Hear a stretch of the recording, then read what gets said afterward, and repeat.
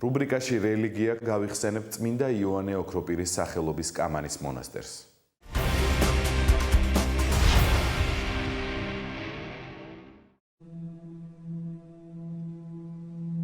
ერის თვითმყოფადობის შესანარჩუნებლად ციხე-ტაძრებსა და ეკლესია-მონასტრებს ყოველთვის უდიდესი მნიშვნელობა ენიჭებოდათ, რადგან ტაძარი დედაა ერისა, მაჯისცემაა მისი. ქართველმა ერმა ციხე-ტაძრებთან ერთად გამოიარა ისტორიის სამანები და არაერთხელ ასულა ყოფნა არ ყოფნის გოლგოთაზე. დღევანდელობისთვის ასეთი გოლგოთა აფხაზეთია, სადაც ძირძველ ქართულ მიწაზე მრავალი ვაების მოწმე ტაძართა შორის კამანის მონასტერიც ქართველთა მოლოდინში გარინდულა.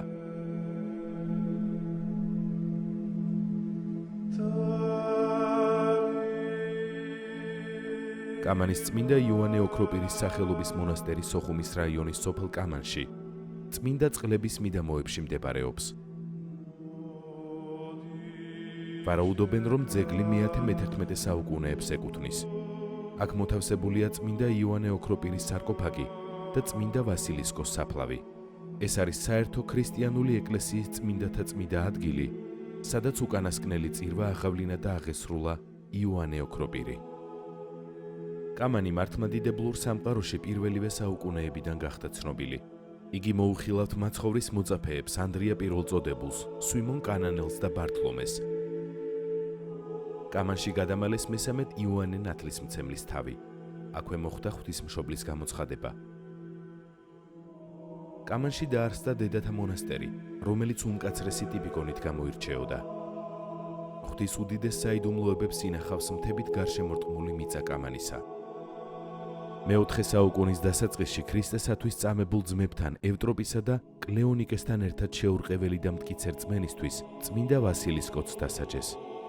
ქვეყნიდან განდევნეს და ლურსმნებ გაყრილი რკინის ჩექმებითა და ფეხზე დადებული ბორგილებით შორგზას გაუყენეს. ბადრაგი გაუცებული იყო, როგორ იტანდა მოწამე ტანჯვას, რადგან ლურსმნებ გაყრილი ჩექმებიდან სისხლი ჟონავდა.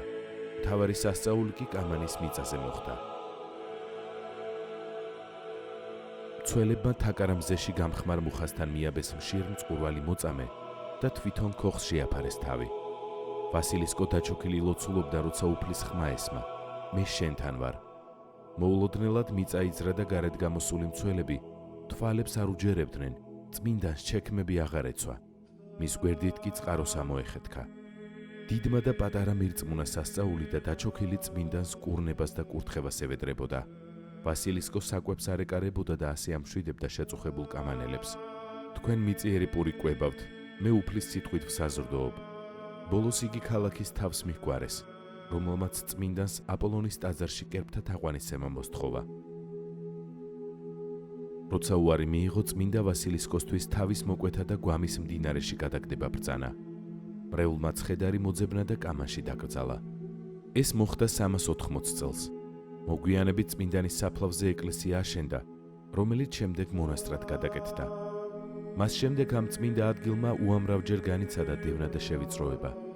ბოლოს ღმერთმა გამოაჩინა ღირსეული აფხაზი კაცი, იურიანოა, რომელიც მფარველად მოევლინა ამ წმინდა ადგილებს და აღადგინა დანგრეული ტაძარი. აფხაზეთის ომის დროს კამანში უამრავი ადამიანი შეეწირა სასტიკ ბრძოლებს. ბოლოს მტერმა ბარბაროსობა გამოიჩინა და არბია წმინდა იოანე ოქროპირის სახელობის ეკლესია და იქ თავშეფარებული უმწეო ადამიანები ამოხოცა. ტაძრის წინ დახვრიტა წინამძღვარი მამა ანდრია, რომელსაც დახვრეტის წინა საღამოს წმინდა ვასილისკოსთვის შეუვედრებია მამულის გადარჩენა. წამებით მოკლეს ტაძრის აღმდგენი, ქრისტესა და საქართველოზე მლოცველი აფხაზი იურიანოა.